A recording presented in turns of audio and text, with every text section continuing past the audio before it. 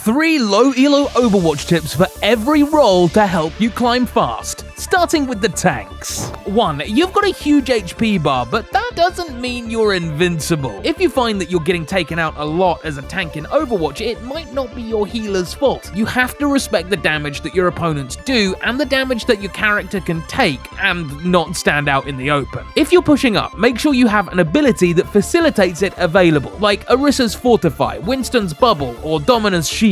Then, when that ability is coming to its end, make sure you can dive into cover. Cover is really important, and if you find yourself without a defensive ability and no cover, then you'll probably pop just as easily as a DPS or a support. Number 2, on the subject of abilities, tanks thrive or fail based on their understanding of how their character's abilities cycle. For example, I'm playing Orisa. What I, by and large, want to do is force my way up, either using cover or using my javelin spin. Then when the javelin spin comes to an end, I want to throw my spear at the best squishy target I can find. Fortify up to increase my defenses, and then beam that squishy down with my near infinite ammo supplies. Then find the nearest bit of cover if possible. Each and every tank has its own version of this ability cycle, whether they're a poke, a dive, or a brawler. Learn your main tank cycles to get a better understanding of what your character is capable of. Number 3, it's going to be really tempting to sit there and brawl with the enemy tank. You're two big characters with lots of HP, and you're both trying to take space. But killing the enemy tank isn't necessarily your goal. It's busting past them and deleting the rest of their team. An isolated tank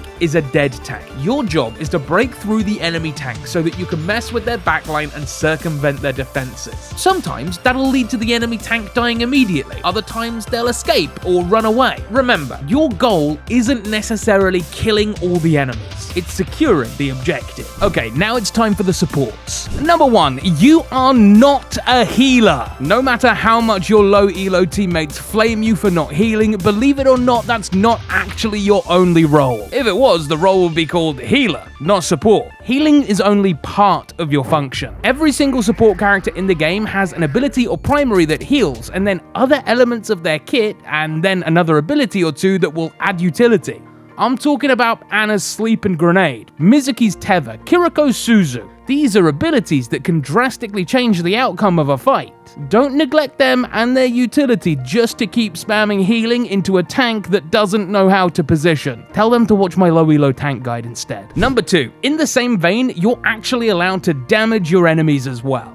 Now yes, it's important to apply healing and apply utility, but if your utility is on cooldown and your tank and DPS don't look like they're going to die if someone sneezes at them, it can be very beneficial for you and your team for you to do a little bit of damage as well. The faster your team clears out a point and secures the objective, the better, so try to learn to have the game sense that tells you when you need to heal and when you're free to dish out a bit of punishment as well. Trust me, it's a game changer. Number 3. So I said at the beginning of this video that you shouldn't be a heal bot, and that's true, you shouldn't be. But part of your role is still healing, and healing is something that you need to be able to do effectively. A lot of supports in low elo want to just keep their tank healthy, an admirable thing to do, but you need to remember that tanks aren't the only players on the field, and tanks have a lot of health in their health bar. Your other support and DPS? They have less health and need healing just as much. It's easy to direct your healing onto the big HP sponge at the front of your team, but if everyone else dies, you and your tank are still going down, no matter how much healing you give them. It'll take time to develop the game sense for the things that I've mentioned in this video, but they're the difference between a low elo support and a higher level support. So as long as you start thinking about them and bringing what I've said into your games, you should start to climb. And finally, the DPSs. Number 1, your job is to deal damage to enemies. It's pretty simple, right? Well, only sort of. A lot of DPS in the metal elos get scared and plug all their damage into the enemy tank. Hey, they're big and scary, I get it. But your job isn't just to melt the guy at the front. It's actually to focus down the enemy healers and DPS. Instead of standing out in the open and shooting directly into the tank, try and find a good angle to shoot around the enemy tank and take out an unsuspecting squishy character instead. The best part, you don't even necessarily need to eliminate the person you're focusing on. Your role isn't Slayer or Killer, it's damage after all. If the enemy healer or DPS are forced to retreat and find a health pack, or just get out of the way, you've done your job and the rest of your team can capitalize and begin to push in. Number 2, dueling is almost